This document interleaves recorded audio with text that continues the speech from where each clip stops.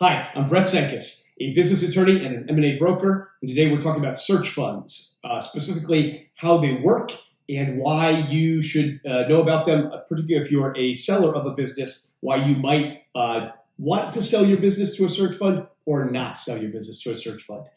Before we get into that, I want to remind you that over at merger-resources.com, all my videos, articles, there's templates, checklists, legal documents, all free all the time, all M&A. And if you want to talk to me, go to clarity.fm/Brett Cenkus. You can book a call there. Both of those links are in the description of the video. So this is a follow-up video to the first video, which is what are search funds. So if you missed that video and you don't know what they are at all, go check that out. We're not going to spend a lot of time about that. We'll hit it quickly. This is more the next stage. How do these work and why do they matter in the M&A space, particularly to sellers of businesses? So a search fund, again, just to recap, is an investment vehicle process where usually an individual approaches investors to raise money to find a business to buy. Think of it as entrepreneurship by acquisition. And the money is raised in two steps. The first is for the search period. So the searcher is what the individual, could be a team, but usually an individual is called, who wants to buy a business, approaches investors. And there's certain investors who back search funds and raises money, could be $1 million, something like that, for up to 2 years of looking at businesses, flying around, meeting, negotiating, putting out letters of intent, ultimately to find a business that the searcher wants to buy. And then the searcher will go back to those same investors and raise money to buy the business. And typically looking for businesses in the $5 to $10 million kind of stage. We worked on one recently that would have been the second biggest deal in search ever, at north of $100 million. That one ended up falling apart. But that is a really large deal. These tend to be much smaller businesses. The individual buying the searcher has usually never run a business, so biting off something that big, is probably not that wise, generally speaking. So the businesses that they'll look at are all over the board. So look at a lot of businesses that historically strategic buyers like private equity firms might not be that interested in, including a lot of service businesses, although private equity's been in service more recently.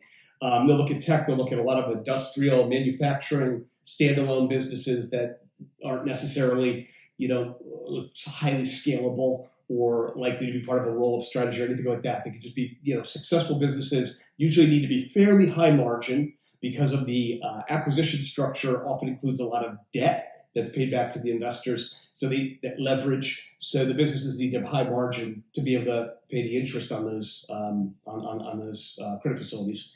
And they often can be kind of in Rust Belt towns or Midwest. I mean, they're just not necessarily the sexiest businesses. And they're not really looking for what venture capitalists are looking for. They're not looking for, highly scalable tech companies. I mean, again, they'll look at that stuff, but a lot more sort of what we'd call, mom and pop kind of businesses. I mean, not that small. They got to have some growth to them, but they might be industrials, manufacturing, just, again, kind of not the businesses that everyone else is chasing. Need to be high margin. The deal with a searcher and the investors is kind of flipped on its head for venture capital. So venture capitalists will take 20% of a business usually in a round of financing, and the founders will keep 80%, or the existing investors. In here, it's flipped around. So the searcher is giving up 80% of the business, something like that. It can be a little bit less. It can often be more through incentives. The searcher might be able to perform in a certain way and get up to 30 or 40%. But the reason is because they're funding 100% of this thing right up front to go buy a business and step right into it. So, and the numbers out there, it's a fairly successful category. It's a small little sliver of the overall M&A market, but the returns are comparable with like private equity sort of investments for the investors. And then for the searcher, this may not be the unicorn sort of home run that you might get in venture capital if you hit it right, but you're stepping into a business that's performing on day one, right? And you don't have to go from 0 to 60. You don't have to build it. You're stepping right in, and that's a unique thing to be able to immediately be the president of a business. And again, they're going to be businesses that, as described, them might not be the sexiest, but there's opportunity for growth. So it's not like they couldn't scale up and be larger. Why does any of this matter? That's kind of how they work and what's going on here. Why does it matter to you, particularly if you're a seller? There's a few reasons. Number one, even though they're a small sliver of the overall acquisition market, they have outsized influence and visibility. And that's because they look at a lot of businesses. Searchers will kick a lot of tires.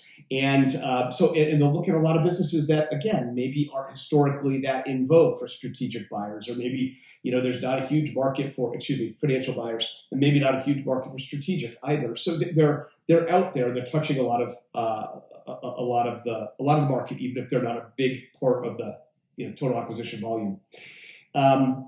They can move quickly. A search fund can move pretty fast, especially if the searcher's been out there looking for a while and knows kind of what they want to buy.